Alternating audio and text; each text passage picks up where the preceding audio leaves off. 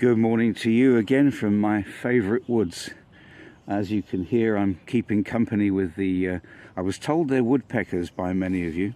I wouldn't know, I'm not much of a bird person. But this is a favourite spot of mine, and the sun is just coming up. And it's good to be alive and to be here at this time in this world. Yeah, it's great. I say that, but of course a lot of us are facing difficulties that sometimes might seem as though we are not going to face them easily. But God is with us, and that's the important thing. Question this morning: how many villains, film villains, political villains, how many evil people can you think of at the top of your head? Maybe you've got a favourite villain in a film. Maybe the Bond movies, maybe Blofeld or Thunderball, or I'm thinking, of course, in my ear, of Goldfinger. Maybe some of the evil people that come out in those Marvel comics, and the people that folk like Batman and Superman fight. Who's Superman's nemesis? What's his name? Oh yes, Lex Luthor, that's the one. And all these people, a lot of them have one thing in common, especially if you watch the movies, and that's this: world domination. They want to dominate the world, don't they? Of course, the film villains aren't real, but I've got a little list of some of the real ones that many of us have encountered, especially in the 20th century. Adolf Hitler, of course, at the top of the list. I always remember going into the waxworks in London and seeing the waxwork of Adolf Hitler. They had to actually put it in a glass case for fear of it being mutilated. And when you think of how evil you've got to be protected from the people that you actually seek to destroy, it's quite amazing. And of course we had Joseph Stalin, who killed something like 20 million of his own people. Power grabbers, aren't they? That's what they were. Pol Pot, and of course the killing fields. Pictures of those skulls all piled up. Idi Amin, one of the great pretenders, gave himself something like 48 different titles. Saddam Hussein, of course, he always puzzled me, but I would put him in the same class. I always remember seeing him on news bulletins, and the eyes, his eyes, the fierce look in his eyes. Hold on to the word fierce, I'm coming back to that in a minute. And of course, go back into ancient times, Nero. Come back into modern times, some of the horrible criminals that existed: Jack the Ripper, Jeffrey Dahmer, and of course in England, of course, the infamous Kray twins. There's a documentary about them the other night, and the way that they instilled fear across the whole of London, terrorizing people. Fierce power. And all these men had one common denominator, and it's the modern word that's often used for these people: psychopaths. And of course, as you can see, the title of my video this morning, can you hear them? The footsteps of the psychopaths. What is a psychopath? It wasn't a biblical word, of course, but the Bible talks about the same kind of people in different ways. Definition: well, harsh, heartless, no empathy. Now there's something very important about a psychopath. They have no emotional feelings or attachments to anyone else. They're encased within their own world. They can't feel what other people feel. They can't sympathize. They can't express feelings of care for others, feelings of love. What they do experience, of course, is self-love. And over the past 2 years, I think you can add to that list of psychopaths. And many of them, of course, were people that we wouldn't have considered psychopaths. People that are now in charge of our democracies across the world. Men like, I think it's Dan Andrews in Victoria State, Scott Morrison, the Prime Minister of Australia, Justin Trudeau, of course, very much in the news now. All of them wanting to exercise a power over their nations. Jacinda Ardern, Klaus Schwab, of course, Bill Gates. They all have something in common. Even Joe Biden, as decrepit as he is, These are people with an agenda. And their agenda, deep down, it's just human nature. They wake up in the morning, they look in the mirror, and something says to them, wow, you're the president, you're the prime minister. Think of the power that you've got. And if you're a psychopath, that's the way you're going to think. But there's a difference in the world today. These men that I'm talking about were all individuals. They spanned an era of history. And that's what strikes one is, yes, there was a Nero, there was a Hitler, and then they died, and then we went back to normal life. But something's happening now that's completely different, isn't it? There's a global blanket over the earth. A global blanket over the minds of world leaders, bankers, financiers, men that are holding sway in the think tanks of the world, like the World Economic Forum. A blanket of psychopathy is what I've written here in capitals. A blanket of psychopathy over the minds of world leaders. Never before have we seen this before.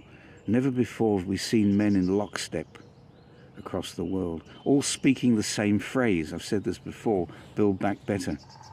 It's a phrase, but it's an intent. And there's an intent of evil behind it.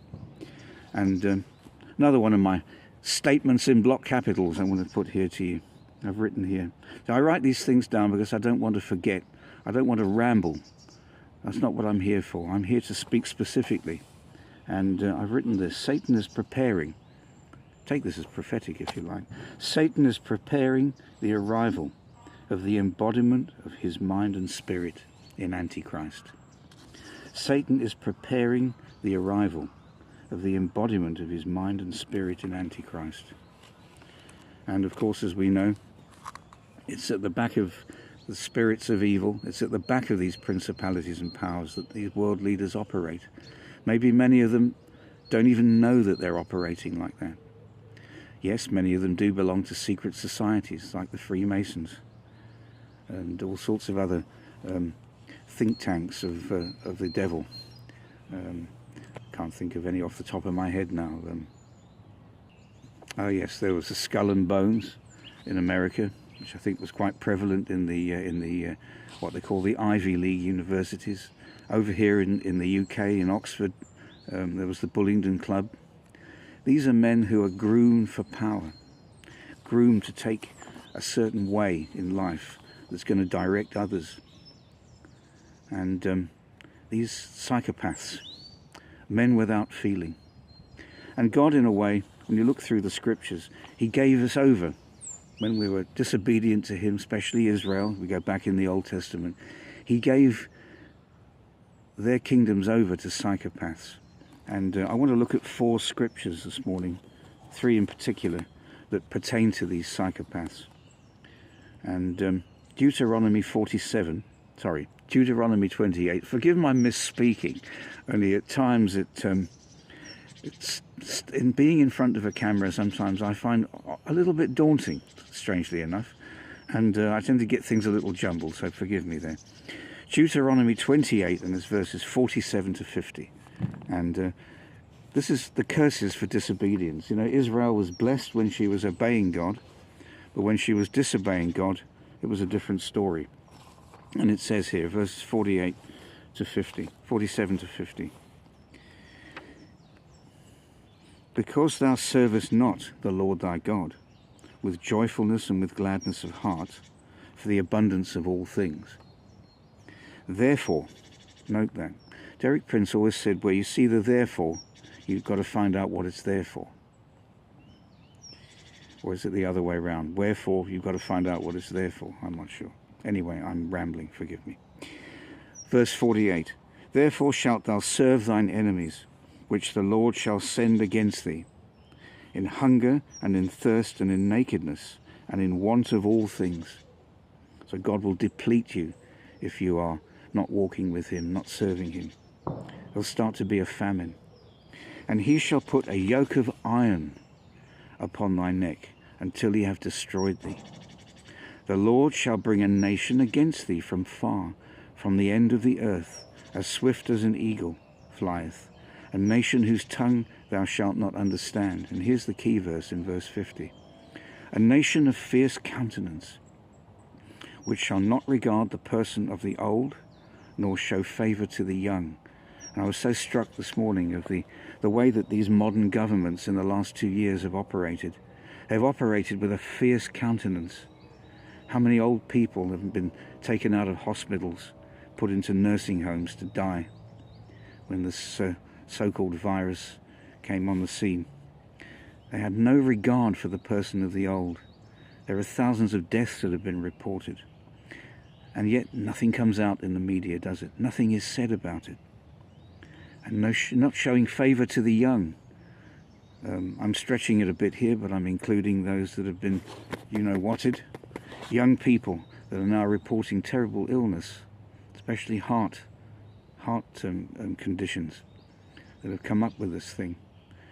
Men of fierce countenance that have decided that there's only one disease in the world that needs treating.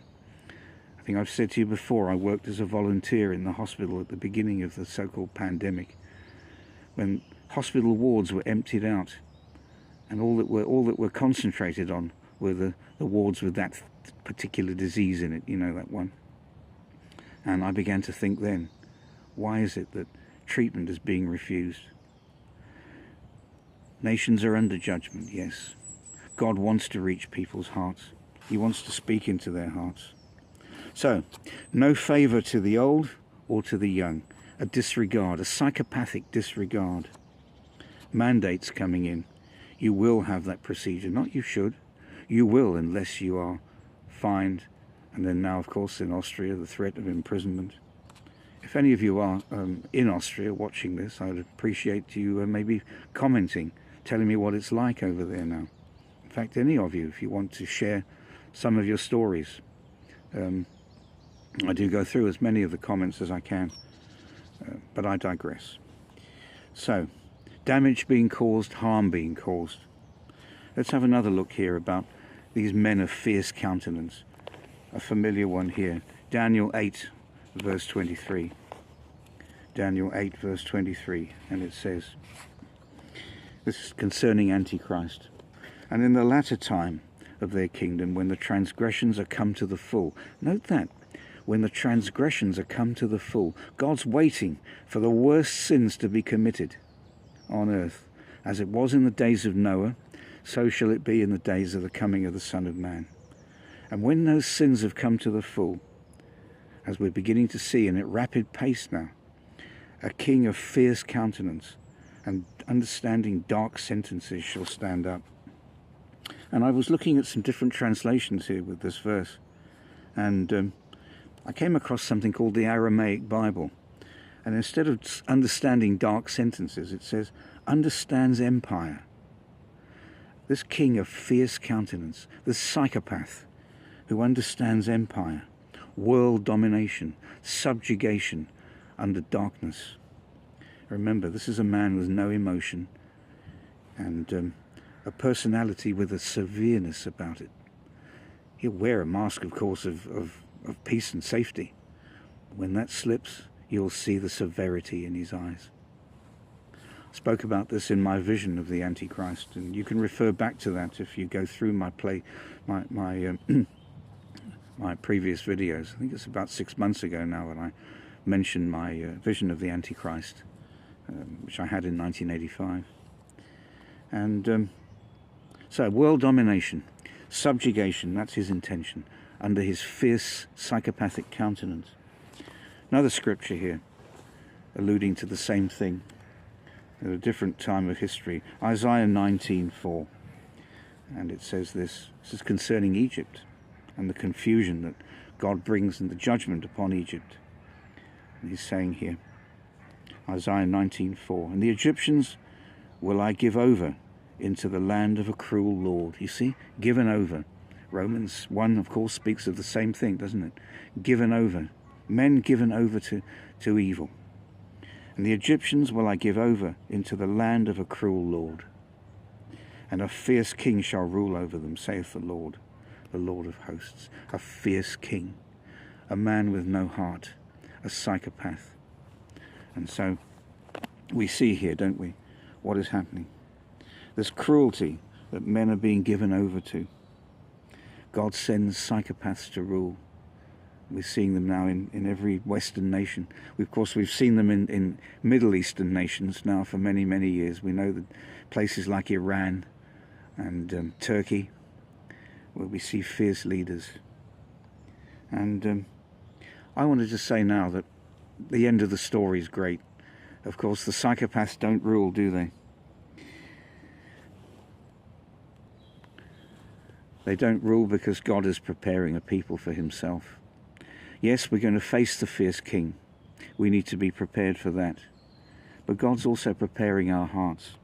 And I'd like to close this morning with a chapter. Again, I've read this many times before, but I think it's so pertinent.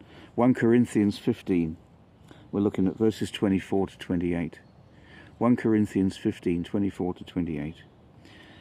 I just want to say beforehand, and I've written this here, on the converse to what I said about Satan preparing to return or to come in the form of antichrist, so God is preparing his people for the marriage supper of the Lamb.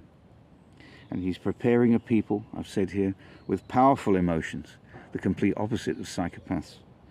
People with total love and compassion, something that men like that will never know. Filled with the spirit of truth and ready to meet their king. So let's end with these words. 1 Corinthians 15 and verses 24 to 28. Paul is describing what's going to happen about the resurrection and the changing bodies. And then he says here, then cometh the end. Simple as that. Then cometh the end. Once all that's taken place, and it says, and then cometh the end, when he shall have delivered up the kingdom to God, that's Jesus, even the Father, when he shall have put down all rule and all authority and power. Put down all rule and all authority and power. The satanic powers of evil, the psychopathic minds will be put down. For he must reign till he hath put all enemies under his feet. The last enemy that shall be destroyed is death. For he hath put all things under his feet. I love that. That's the total victory over all psychopathic minds. He has put all things under his feet, all evil, all authority. But when he saith all things are put under him, it is manifest that he is accepted, which did put all things under him. The recognition of the authority of the Father. And Jesus sits at his right hand, and they are one, aren't they? Verse 28, and when all things shall be subdued unto him, then shall the Son also himself be subject unto him, that put all things under him, that God may be all in all. All in all. So whoever comes along with a fierce countenance, don't fear him. Fear God. Reverence the Holy One. He's the one who's going to establish his kingdom. And there'll be no room for psychopaths, no room for lunatics, no room for madmen. Have a blessed day.